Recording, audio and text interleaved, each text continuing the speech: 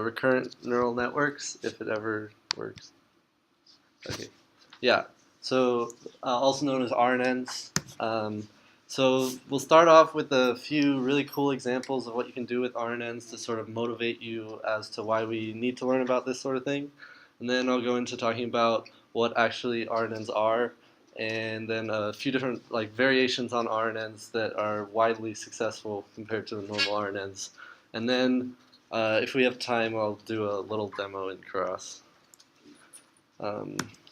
Yeah, so just another reminder about the final project. But even beyond the reminder about the final project, you could think about this as an example of how you could use an RNN. For example, if someone told you to take a random sheet of paper like this and translate it into German, this would be a task that an RNN would be particularly good at compared to your typical convolutional neural network or fully connected neural network. We'll talk a little bit more about this later, especially if we get into the cross demo. But yeah, do the final project. Yeah. So as I said, machine translation, taking text and outputting text in a different language is one application that RNNs are really good at. Another one is taking text and classifying it in some sort of way. A typical example of this is sentiment classification, where you take a piece of text and say, oh, is this positive, is this negative, is this happy, is this sad? You could classify it in different ways, but sentiment is the typical way to do that. Another thing RNNs are really good at is image caption generation, or describing images. So taking in an image and then outputting a sequence of text that describes that image. And the last one is probably the coolest in my opinion, is RNNs have been used to actually generate images. So you can, with this paper called Pixel RNNs, I recommend reading it. The link's in the slide. Basically what they do is, I think I have a picture here, they input this occluded image, so only half the image is shown and the rest is blacked out, and then the RNN will go across this occluded image, and then at the first blacked out part it will recommend a pixel value, and it will do this for the whole thing, and then at the end you get this sort of picture that looks really similar to the original picture, which is really impressive and quite amazing in terms of generation. It's state of the art in terms of generation in a lot of areas. Another cool example is this image caption generation stuff. So you take these images and you get these nice descriptions of the image. I mean, of course, it's not perfect. It might be slightly misogynistic. You see the woman there being called a man. I don't know. It's not perfect, but it's pretty good considering it's just going from an image to text. So based on these examples, why can't we use fully connected networks or convolutional networks to do these same sort of things? So the main issue is that we're dealing with sequences of inputs instead of just one vector. So how would you can't really think about using a convolutional neural network or a fully connected neural network to deal with sequences of inputs, because for every piece of the sequence, you would need your own network for that piece. And so the number of parameters would grow with the length of your sequences, and it really wouldn't be feasible. And if you think about these sequences, yeah, you have a question? Yeah, so about that, what about the one where they're analyzing a picture? That's not really a sequence, is it? So if you think about the picture as a sequence. The one after this one. So this is a different thing. So the picture itself is not a sequence, but the output we want is a sequence. Oh. We want this sequence of text. So it's regardless of input or output. Yeah. I'll talk a little bit more about this on a later slide, but yeah, even if the input's not a sequence, but we want an output sequence, it's still better for an RNN. So yeah, as I was saying, sequences are hard with CNNs and FCNNs, fully connected neural networks, but it gets even harder if we want these sequences to vary in length. So like a sentence, you can't really have a fixed length sentence. It's very varied what the length of a sentence is. And so if you had to vary the number of networks you wanted to use, that wouldn't be really feasible. And then we can think about outputting a sequence, and that's also challenging with a typical fully connected network. And if this sequence varied in length, it would be even more challenging. So as his question was sort of getting at, there are sort of different problems that we can solve with an RNN. So on the very left here, we see the sort of typical problem that convolutional neural networks and fully connected networks that try to solve is this sort of one-to-one problem where we're taking in this input vector and we're trying to output another output vector. And CNNs and fully connected networks are really good at this. But then when we end up with inputs or outputs that are sequences, it's hard to use CNNs or fully connected networks. So one example of this is this sort of one-to-many, where we have an input that's a vector and an output that's a sequence. This is the example of image caption generation that we were talking about. Another example is many-to-one, where we take in a sequence and we want to output one vector. This is akin to sentiment classification. So like we take in this sequence of text and we want to output just one classification for that text. And then there's sort of two different types of many-to-many examples where we take in a sequence and output a sequence. The first here is akin to machine translation, where we take in a sequence and we want to output a sequence, but we don't really care about the correlation exactly from like words to words. We just want the sequence to be right. But if we're doing something like, say, video classification, where we take in as a sequence each frame of the video, and we want to output something for each frame, we want this very direct correlation correspondence between the input frame and the output. So there's sort of two types of many-to-many there. Okay, so now I'll sort of get into explaining how an RNN actually works. So, you cannot see that at all. Okay, I'm going to draw it on the board. The black did not work out. So basically, RNNs stand for recurrent neural networks. So there's maybe look it up on your computers, it's pretty bad. But so you have this sort of like, it's recurrent because the networks feed into themselves. So I'll explain what I mean by that. But basically, if we think of A as our network, we have this sequence of inputs, x sub t, that feed into this network. And then we want to output a sequence of outputs, call it O of t. I know it's H of t there, but for later purposes, I'll call it O of t. And we want to output this. And how these RNNs work is they have a continuous state that is outputted from the network and fed back into itself.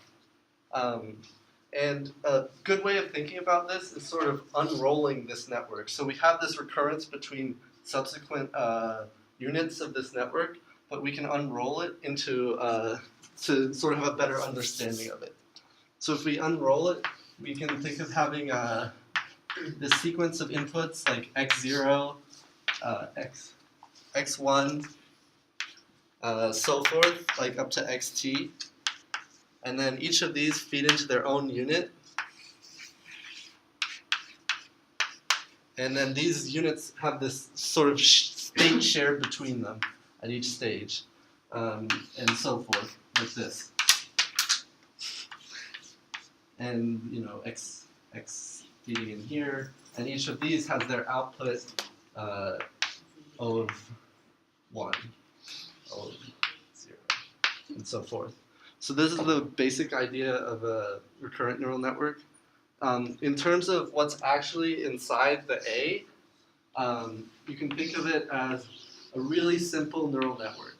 So you have this X that feeds in, and you can think of that as going into one layer of a neural network. And you also have the state that feeds in from the previous cell, and you can think of that going into its own layer too. And then you have sort of a sum of these two layers, where you take the output from each one and you just sum them.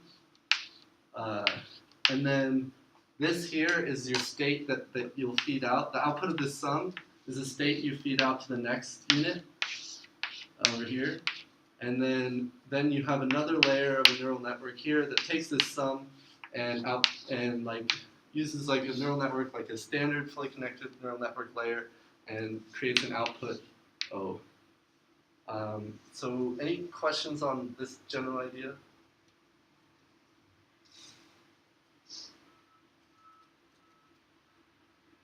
No? None? Okay.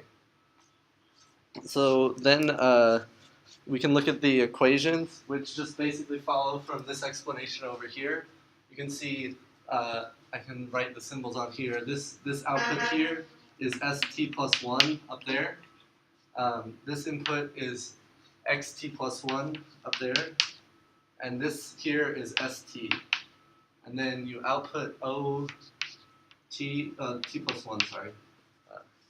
Yeah.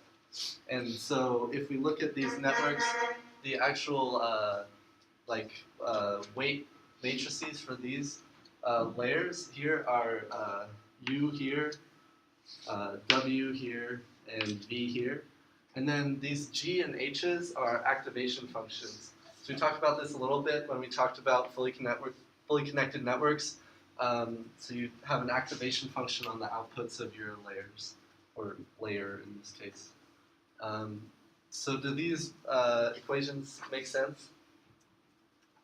I hope they do because there's a quiz on them. Oh, sorry. Can you say again what H means? H is an activation function, so you can choose the activation function you want. Typically, you'll have something like sigmoid or ReLU or something like that. So it will if you want to see what an activation function looks like, you have your if you take an input, something like sigmoid will take this input and sort of scale it to a function that looks like this. The actual look of the function doesn't really matter because you can choose very different activation functions, but the idea behind an activation function is to make your input sort of nicer for future layers and sort of clip it as well, because if you were to have just no activation function, the function would look like this. It's just a linear function, hx equals x, and so as your input scales, it just gets bigger and bigger. But this sort of activation function keeps it nice and confined in a space. Any other questions? So at the beginning, what's ST? At the beginning, at the very beginning, the first cell, there's no ST. It just computes from U. Yeah, that's a good question. So does that mean st plus 1 for the first time is just U times xt plus 1? For the first time, it's U times. So if it's x0, yeah, so it'd be U x0. it would be just U x0 is passed on. Passed on, and then here you get V U x0 with the activation function. Okay, so now for a quiz. If we had length 2 sequences, so just x0 and x1, what would be the second output? So h1 over here, or sorry, o1 over here. And so basically what I'm asking is to give o1 in terms of a function of x0, x1, u, v, w, g, and h. And I'll go back to the other slides so you have the equations. So just talk to people around you for a few minutes, and then someone will give me an answer, or I'll wait for someone to give me an answer. It's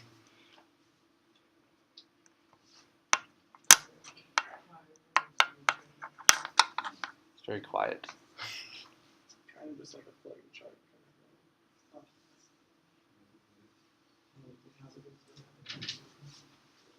Two, plug and chug. But the answer to the question is saying what the first set of equations was right there. We'll get through one more time.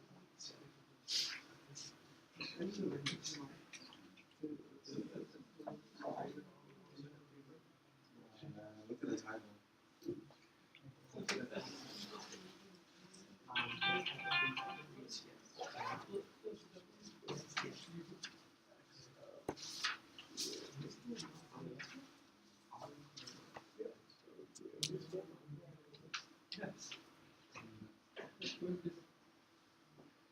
H of G of U of 1 plus W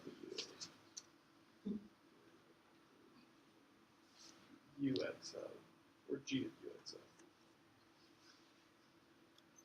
Sounds about right. Okay. Yeah, so it's, yeah. Yep. So you just plug in those equations for 2 layers. Pretty self-explanatory. Pretty all right. Does anybody not get how this works? Wait, go back one slide.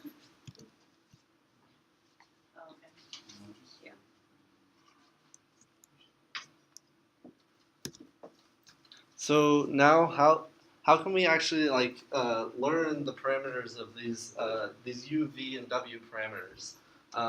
So in fully connected networks, we use something called backpropagation, where we took the error at the output and backpropagated it to our input to change our inputs, change our weights, sorry, based on errors at the input.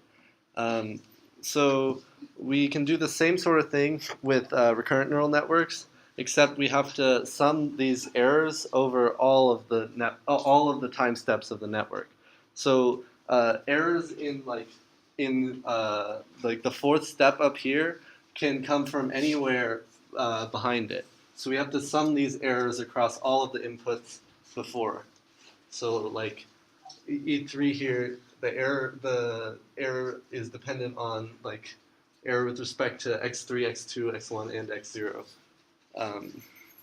It's not that much different from normal backpropagation. We just basically unroll the network, like I was talking about, and then backpropagate and sum across these errors. Yeah. So, do you only like when you say backprop time, you just mean like from x4 to x0, not like going back through however many times it went forward? So usually, so you can imagine if you had a really long sequence, it wouldn't really make sense to go all the way back through it because it'd be really computationally expensive. Exactly. Yeah. So usually you have some sort of like step size that you backpropagate through. So you'll backpropagate through the last 5 or the last 10 or something like that. That's just In terms of practically doing it, but theoretically the error is dependent on everything behind it. Any other questions? Okay, so now we'll go into some of the variations on these vanilla RNNs, where we have this sort of basic single layer stuff going on in here. The first is LSTMs, which are really, really successful and have been used for a lot of applications. So I think it's good to sort of learn about them a little bit. And then gated recurrent units, which are basically a simplified version of LSTMs with less parameters, so they train a bit faster and can get pretty similar results to LSTMs. So there are trade-offs to the two of them, but they're both way better than just using a naive RNN. Yeah, so we got this lovely image again for vanilla RNNs. Yeah, so moving on to LSTMs. So this is what the inside of an LSTM cell looks like. Looks really complicated, but it's not too bad.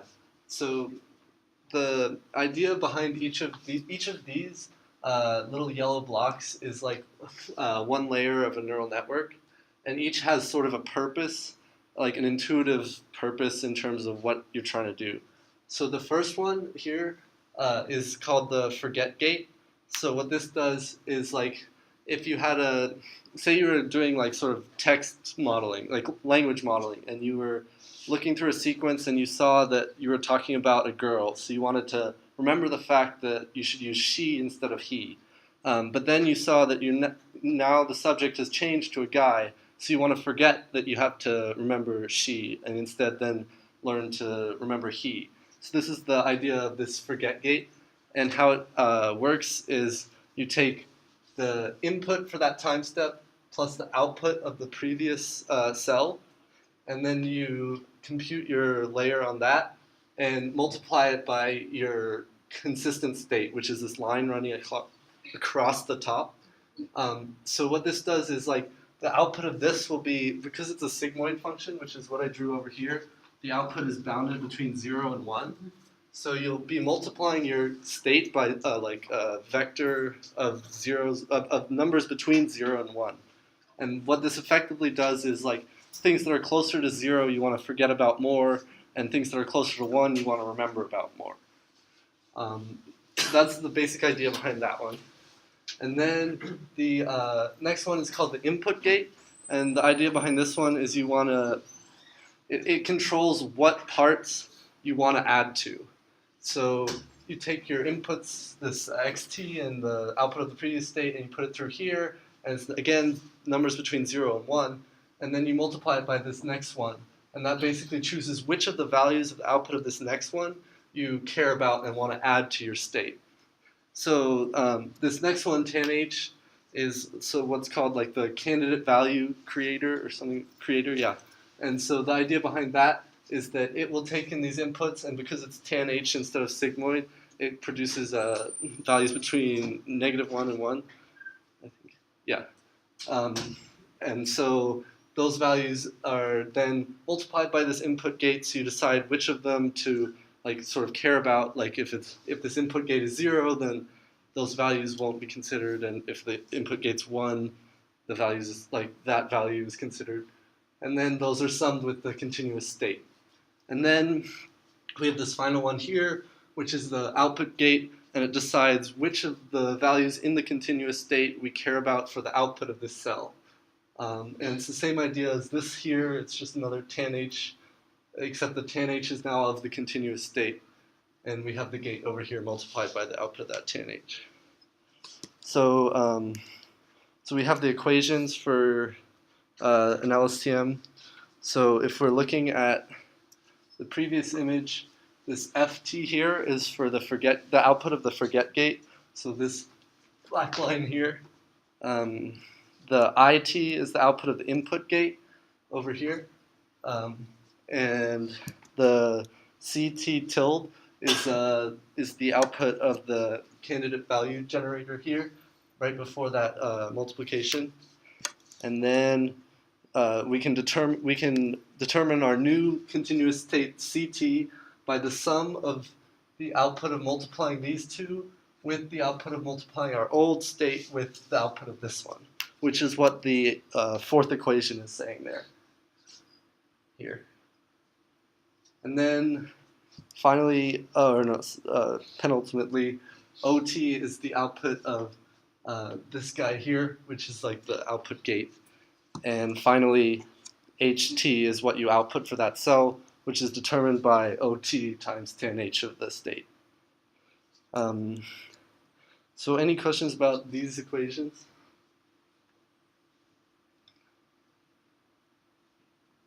Anybody know what the B subscripts are?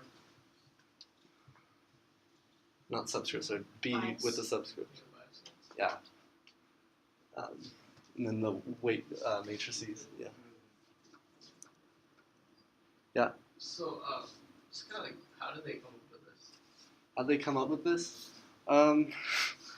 Sort of, I don't know, lots of time, but also like the sort of intuition I was talking about of like forget input and output. Sort of like what are the basic components we need to do basic things like conversation and things like that. How do they know that this is going to be like a forget gate? Like, how do they know that this will like end up like learning weights that'll make it like forget stuff? I guess like there's no real there's no guarantee that that's what it'll do, but they set it up in such a way that it can do that. Okay. Any other questions? This doesn't have any bearing on like actual electrical circuits, does it? It's not related.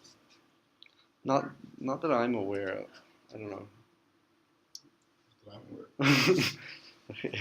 I hate circuits. I love these. I just hear gate and logic and Yeah. I mean, maybe they drew intuition from circuits. I'm not sure. It Probably makes sense. I don't know. Okay, so moving on to gated recurrent units. The basic idea was to simplify LSTMs to reduce the number of parameters. Because if you look at LSTMs in these equations, you have four different weight matrices and also 4 biases.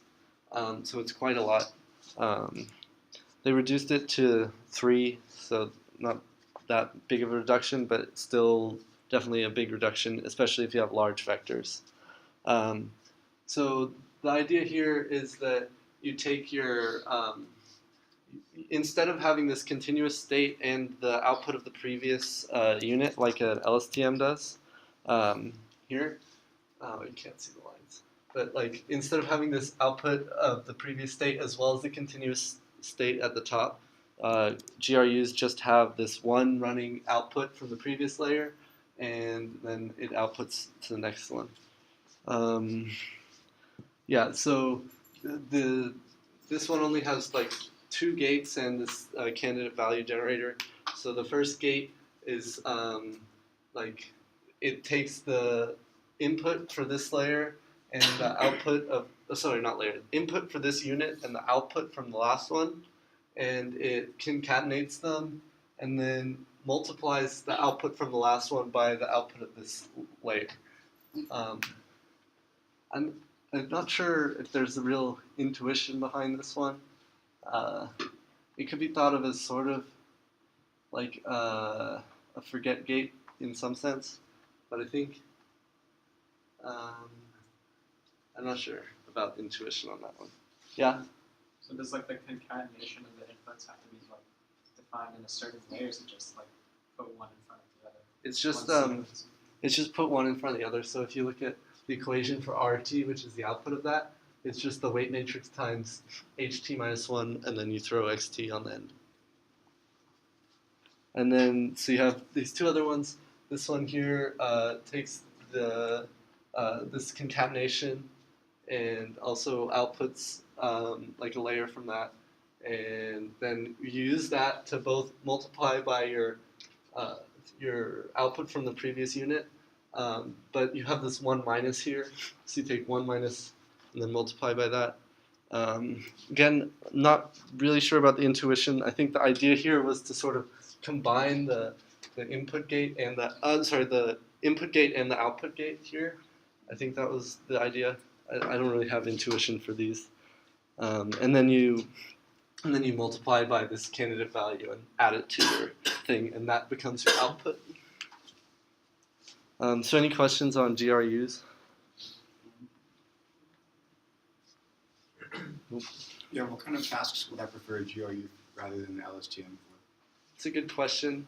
I typically view it more as like a hyperparameter, but I think that generally GRUs are faster to train, but most of the time the results you see are with LSTMs, so I don't know.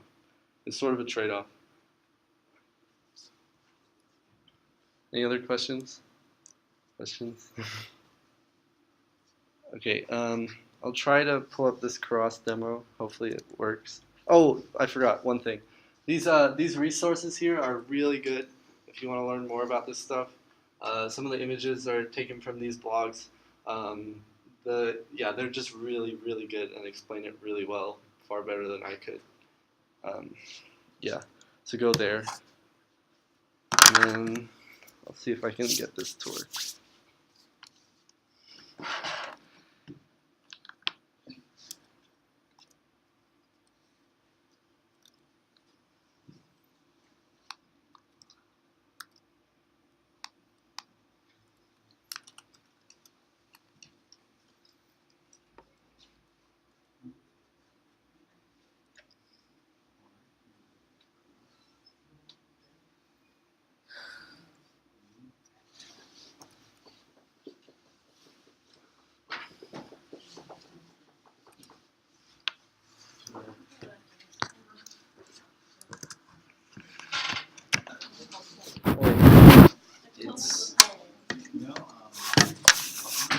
It's actually building something that's very similar to what Caption does. Think it like has those like brands and fictions. so yeah, I have a demo up.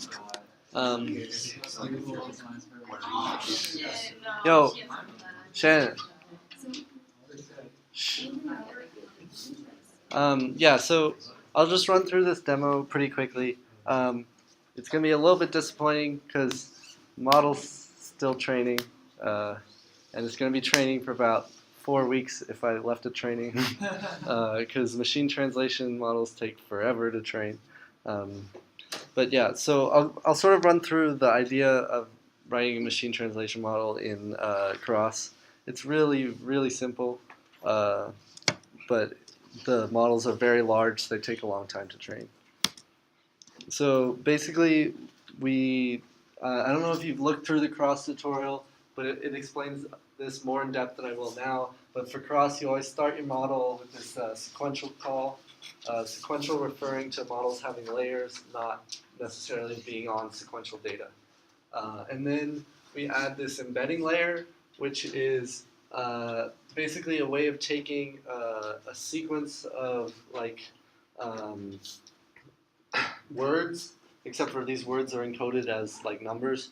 But we take this sequence of numbers, each number corresponds to one word, and this embedding layer turns that sequence of numbers into a vector so that we can, or a sequence of vectors so that we can run LSTM on it.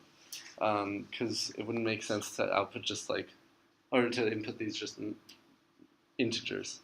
So that's what the embedding layer does. And then we have this LSTM layer, and that outputs sequences with the return sequences equals true flag. Oh, actually I forgot. In the embedding layer we have this mask 0 equals true, which means that because we can't deal with like varied length input very well, we have to pad our sequences with zeros at the end to make them fixed length. And then this mask 0 will ignore all the zeros in the future.